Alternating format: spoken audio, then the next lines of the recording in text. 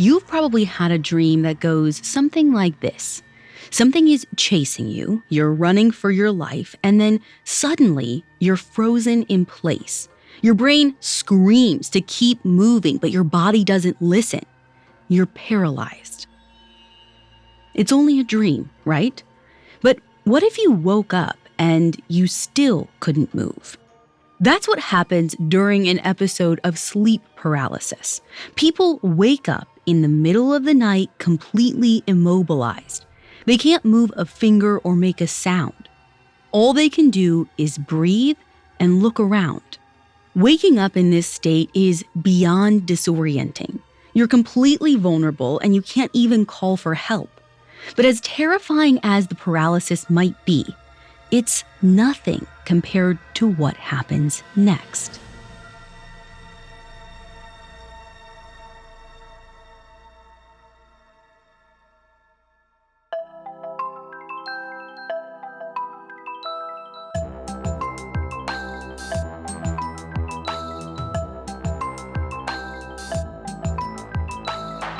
This is Supernatural, a Parcast original. I'm your host, Ashley Flowers. Every Wednesday, I'll be taking a deep dive into a real unexplained occurrence to try and figure out the truth. You can find all episodes of Supernatural and all other Spotify originals from Parcast for free on Spotify. This week, I'm talking about sleep paralysis, a terrifying phenomenon where people wake up inside a living nightmare.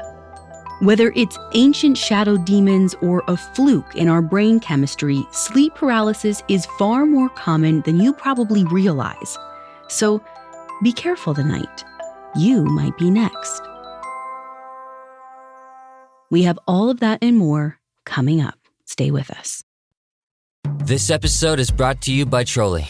If this podcast takes you to dark and absurd places, count on Trolley Sour Bright Crawlers to light the way. These Trolley gummy worms are yummy, gummy, and made to be laid to rest in your tummy. To get some sweet and sour to accompany your podcast fix, go to Trolley.com. This episode is brought to you by 3M.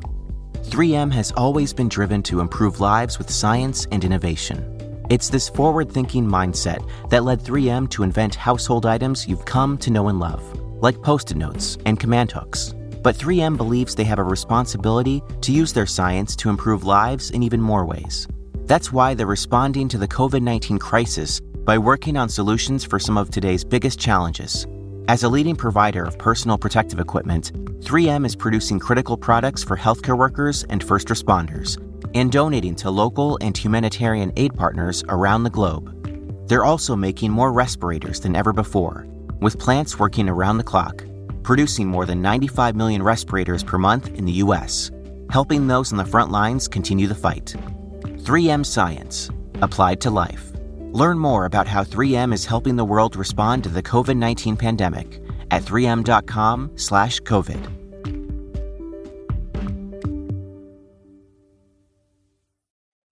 This episode is brought to you by Nissan. The all-new 2022 Nissan Pathfinder's intelligent 4x4 will get you back outdoors to camping, kayaking, or mountain biking. When they say rugged, they mean it. Return to rugged in the all-new 2022 Nissan Pathfinder. Learn more at nissanusa.com.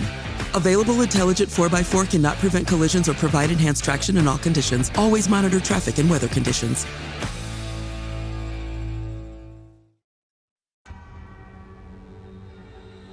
Everyone who goes through sleep paralysis says the same thing. They weren't dreaming. They were awake when it happened because they could see and hear everything going on around them. And everyone who only hears about sleep paralysis says the same thing. There's no way these people were actually awake. It was probably just an extra vivid nightmare. But once you hear stories about people who experience sleep paralysis, you realize there's a problem with that theory. You start to wonder, if it wasn't real, then why did they all see the exact same thing? This question haunted a man named David Hufford. In 1963, David's a college student studying in Williamsport, Pennsylvania. One night, he wakes up in his dark off-campus bedroom to find himself completely paralyzed. He can't lift a finger. In fact, he can't move a single bone in his body. He tries to call out for help, but his vocal cords aren't responding either. Nothing like this has ever happened to him before, so he has no idea if it's ever going to end. He feels more helpless and more vulnerable than he's ever been in his life. And that's when it gets 1,000 times worse. David hears a faint shuffling sound.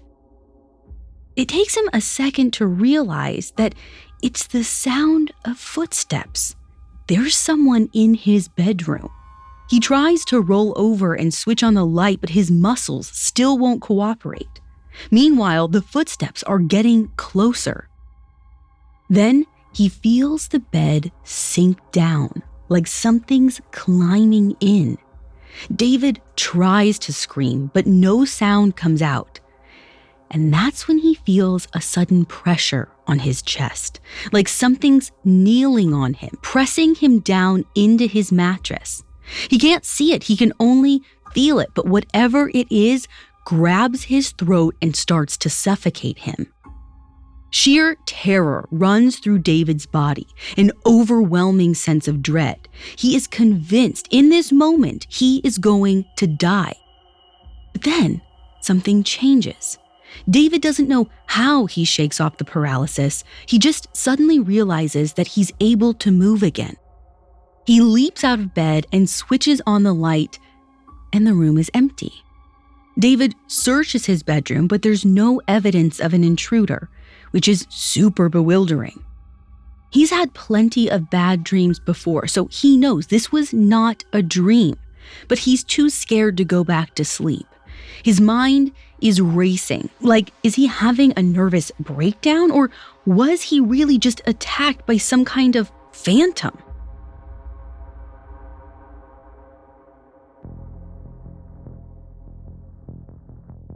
The next day, he considers telling someone, but what can he say? His friends will just brush it off as a nightmare, or worse, laugh at him. So he keeps it to himself. If he wants answers, he's going to have to find them on his own. The question is, where to start? Keep in mind, this is the 60s, so there's no Google. So David heads to the local library. He doesn't find any hard answers, but there's no shortage of folk tales about nocturnal phantoms, like the succubus and incubus, ancient Mesopotamian demons that raped men and women in the night to steal their semen or impregnate them. And soon, David becomes kinda obsessed. He keeps poring over these types of stories well into grad school. After he graduates, he gets a job as part of the folklore department at a college in Newfoundland, Canada. David's only been at his new job for a short while when he starts to hear about this local urban legend. The people of Newfoundland call it the Old Hag. From what David gathers, it's this shadowy spirit who attacks people in their sleep. Some people think it's a witch. Some say it can be male or female. Others argue it's a satanic spell that anyone can cast on their enemies. But one thing everyone agrees on, though, is what happens when the old hag attacks. Victims wake in the middle of the night, unable to move or scream, as a shadowy figure holds them down, suffocating and smothering them. So that gets David's attention. It sounds exactly like what happened to him. And this isn't just some old legend. The people of Newfoundland talk about the old hag like it's real. Many say they have even seen it themselves, which means either one of two things is true. A, there's some rational explanation for all this, in which case maybe David can help get to the bottom of it. Or B, they've all seen the same demon he has. So David keeps digging. He gets organized and starts documenting people's stories. He even ropes in his students to go out and interview everyone they can about the old hag. And the results are chilling. Not just the stories themselves, but how many he finds. Almost everyone in the community has an old hag story, either about themselves or someone they know. Some people have seen it more than once, and their stories are remarkably consistent. Most victims only see the old hag out of the corner of their eye. They describe it as an evil, shadowy figure. Sometimes it just watches them, sometimes it jumps on their chests and starts to strangle them, and sometimes it tries to push or pull them out of bed. There are even a few people who say they've gotten a good look at their attacker, although their descriptions vary. One man describes an old woman in a hat. A female grad student sees a male figure in a white mask with a creepy red smile. But there are a few creepy details that just keep cropping up. A number of people recall distinctive smells, usually a dusty, sweaty odor, which I don't know about you, but I don't usually smell things in my dreams. And then there's the sound. Over and over, victims describe this very distinct sound of shuffling footsteps, almost like a block of wood being dragged across carpet. One woman calls it a snurfling sound. David always asks, okay, but how do you know you weren't dreaming? And they always say the same thing. They could see their bedroom around them and hear things going on in the house. And it didn't change like dreams do. It was a continuous, normal flow of time like you experience when you're awake. The episode usually lasted until they managed to move their body in some small way, like wiggle a finger. After that, the attacker vanished. It has to be wild for David to hear all of this. The number of stories, the similarities, and David has experienced it all himself. So either he's just stumbled upon some unknown medical condition, or the monsters from his folktales are stepping off the page. After doing his initial survey, David finds that a staggering 23% of people he questioned had one of these episodes. Obviously, this is more widespread than he realized. But is this the case everywhere, or is it just happening in Newfoundland? So David takes his investigation to the mainland. In the winter of 1973, he does a radio interview talking about the old hag legends and the bizarre experiences he's documented. And that's when the floodgates burst. He starts getting letters from people all over Canada. People who have never heard of the old hag, but who have experiences just like this. Many of them are relieved to have someone else to talk to about it. They've kept their stories secret for years because they're afraid of sounding ridiculous. All the while, they've been terrified that their attacker will return. And for some of them, it has, over and over. Still, after years of researching and gathering stories, David's no closer to understanding what's causing the attacks. As far as he can tell, it happens to around 15% of people and isn't connected to a history of mental health issues. But he also can't rule out the possibility that maybe this thing is supernatural. Fortunately, the old hag attacks don't seem to cause long-term health effects for anyone apart from fear and trouble sleeping.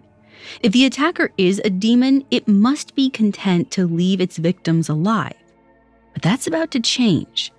The next time the old hag strikes, over 100 people die. Coming up, a new investigator joins the case. Imagine living with a secret so big that if anyone ever found out, it would change everything. Imagine carrying that secret with you every day, desperate to one day get it off your chest. Do you think you could take a secret like that to the grave? I'm Estefania Hageman, host of the new podcast series, Deathbed Confessions, the show where we dive deep into the most explosive things people have admitted to while drawing their last breath. From murder, fake identities, heists, illicit affairs, and even top government secrets. This season on Deathbed Confessions, we investigate cases like Frank Thorogood, the construction worker who claimed that the drowning of Rolling Stones founder Brian Jones was no accident.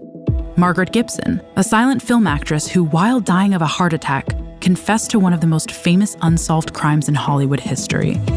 And ex-CIA officer Howard Hunt, who on his deathbed confessed to playing a role in the assassination of President John F. Kennedy.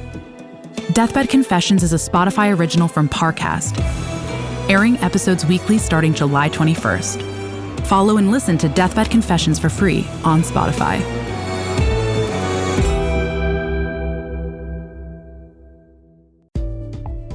This episode is brought to you by 3M. 3M has always been driven to improve lives with science and innovation. It's this forward-thinking mindset that led 3M to invent household items you've come to know and love, like Post-it notes and command hooks. But 3M believes they have a responsibility to use their science to improve lives in even more ways. That's why they're responding to the COVID-19 crisis by working on solutions for some of today's biggest challenges.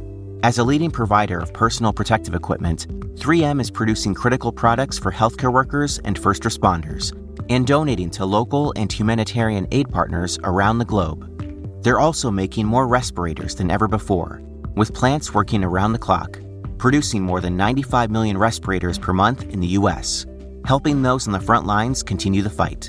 3M Science, applied to life. Learn more about how 3M is helping the world respond to the COVID-19 pandemic at 3m.com/COVID.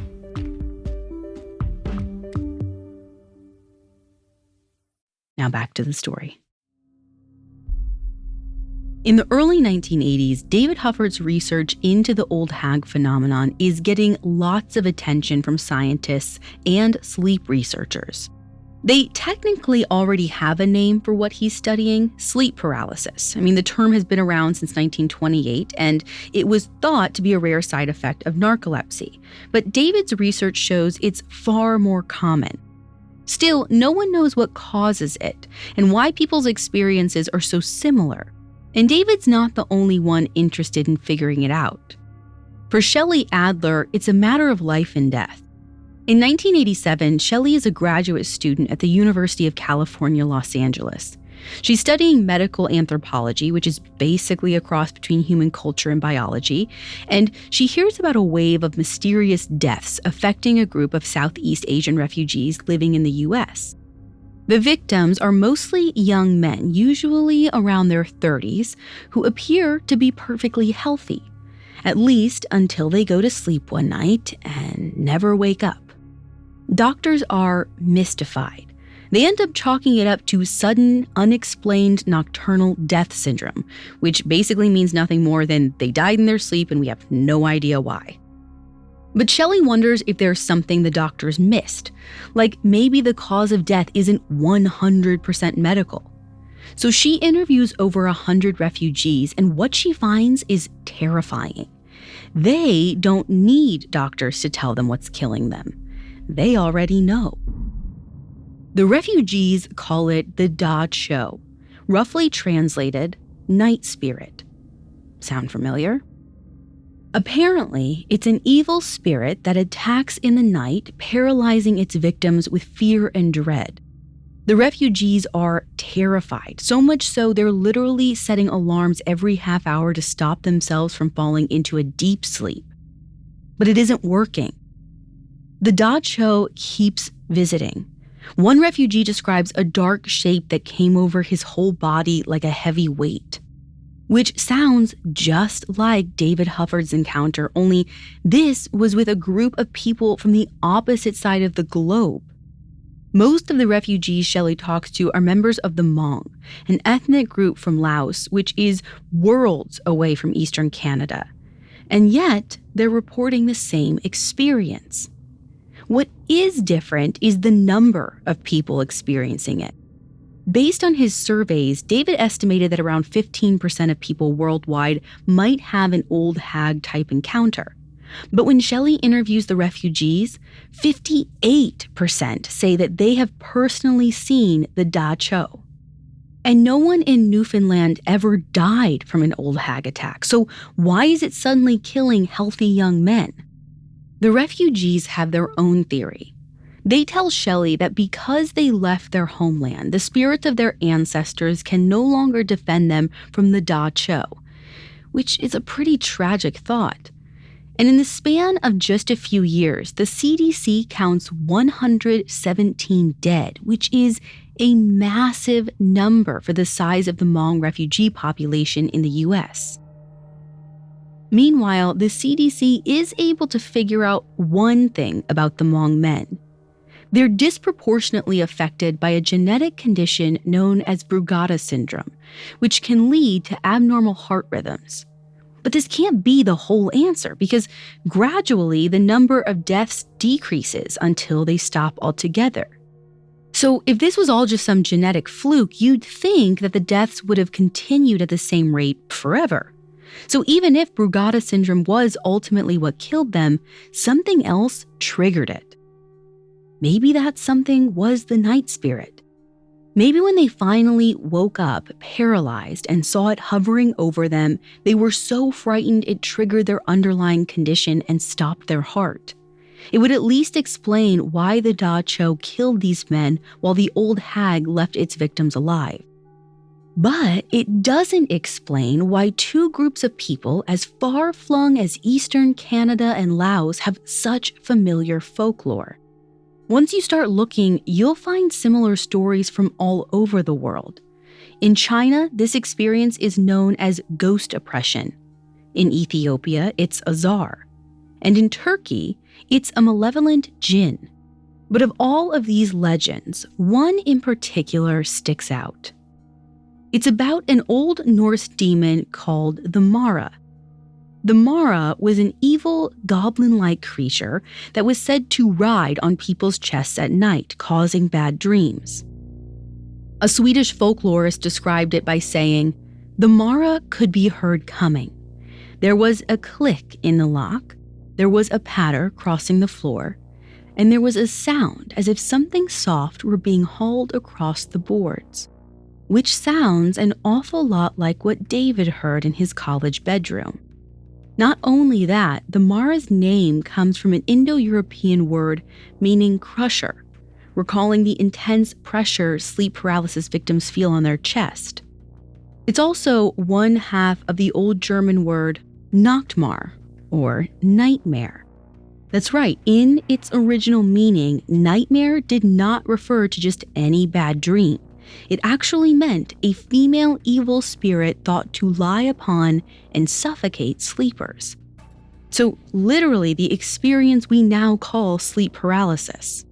Which means that as late as the Middle Ages, people everywhere knew about this. They talked about it like the Newfoundland locals talked about the old hag, and the Hmong talked about the Da Cho.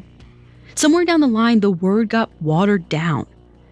But as David found out, the demons never left, and before long, a new generation of detectives rose to continue the search for answers. And what they found terrified them. Coming up, an internet crusade brings the demons into a new light. This episode is brought to you by Trolley. If this podcast is taking you to dark and absurd places, count on Trolley Sour Bright Crawlers to light the way in neon and sugar and sweet and sour. Trolley gummy worms know none of them are safe from being eaten. They're just too delicious. So when they hear the trolley bag open, the prize is a sweet demise. Their yummy, gummy goodness will always find a way to your tummy. To get some sweet and sour to accompany your podcast fix, go to Trolley.com. This episode is brought to you by Casper. The new Casper Cooling Collection has everything you need to help you sleep cool all night long. Casper's mattresses with new snow technology, hyperlight sheets, lightweight duvets, and breathable mattress protector are all designed to work together to prevent overheating and keep you cool and comfortable.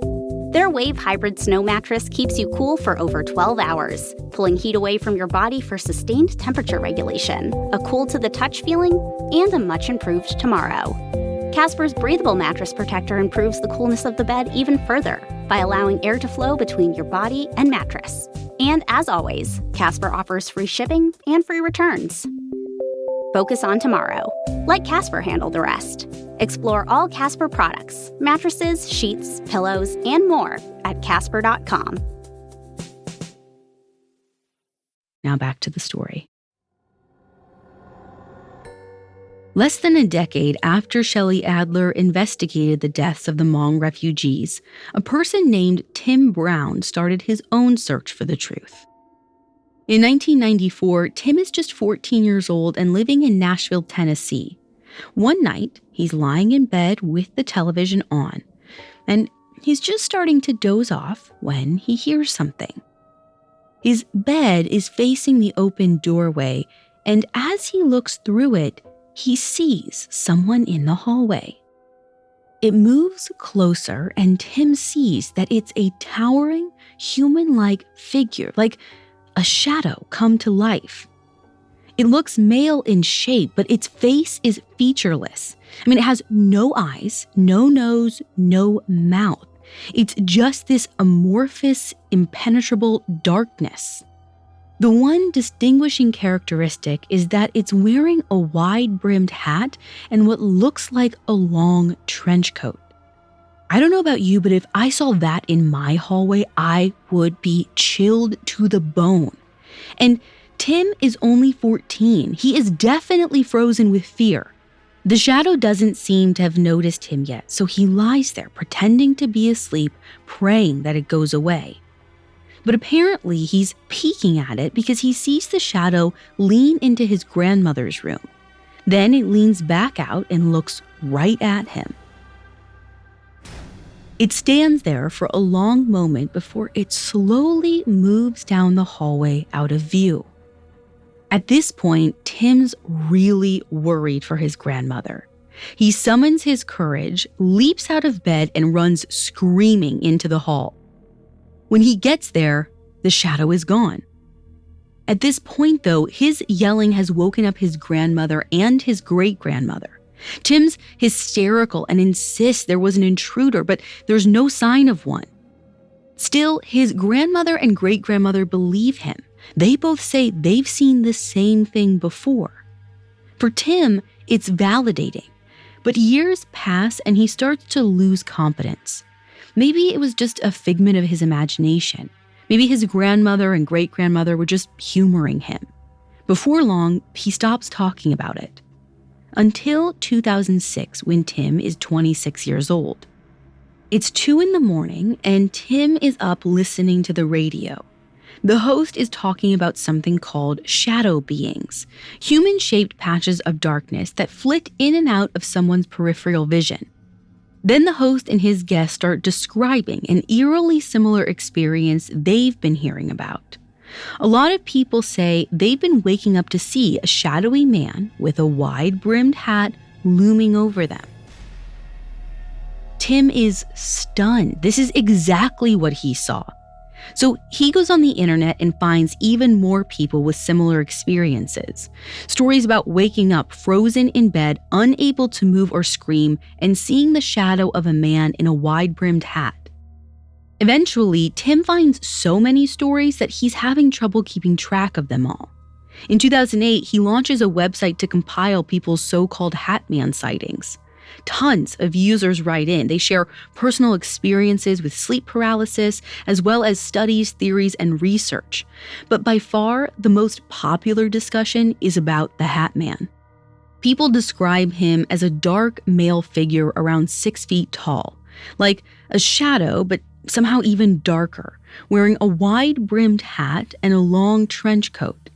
Sometimes they see him alone. Sometimes he's flanked by 2 shadowy companions.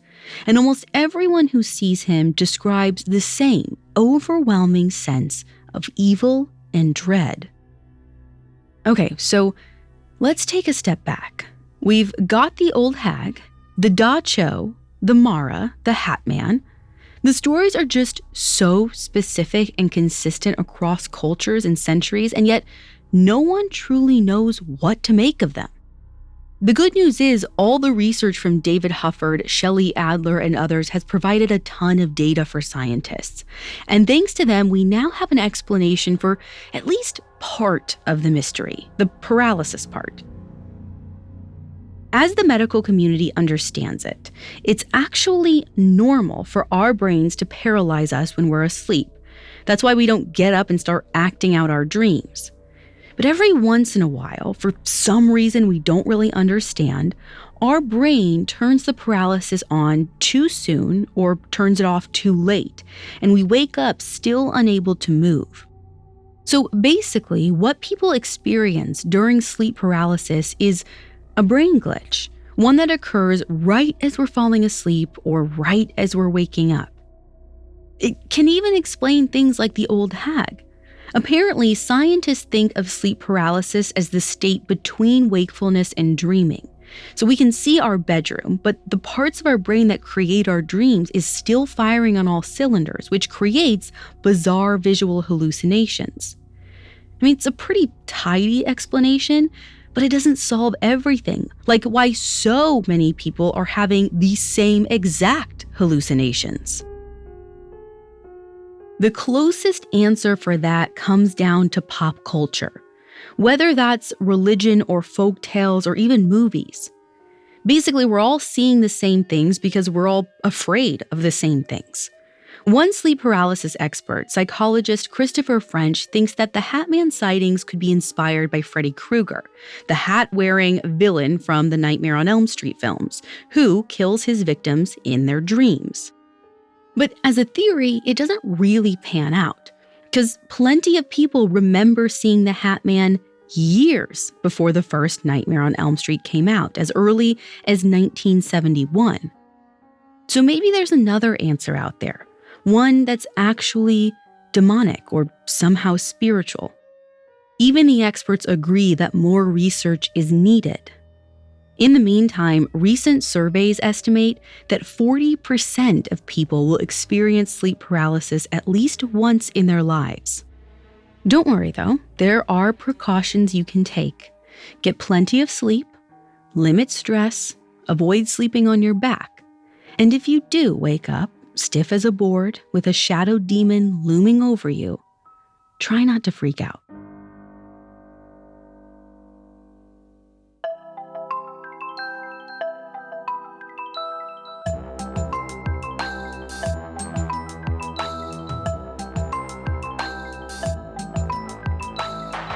Thanks for listening. I'll be back next week with another episode. You can find all episodes of Supernatural and all other Spotify originals from Parcast for free on Spotify. Supernatural stars Ashley Flowers and is a Spotify original from Parcast. It's executive produced by Max Cutler, sound designed by Carrie Murphy, with production assistance by Ron Shapiro, Trent Williamson, and Carly Madden. This episode of Supernatural was written by Andrew Kelleher with writing assistance by Lori Gottlieb and Connor Sampson, fact-checking by Anya Bayerly, and research by Mickey Taylor. To hear more stories hosted by me, check out Crime Junkie and all Audio Chuck originals.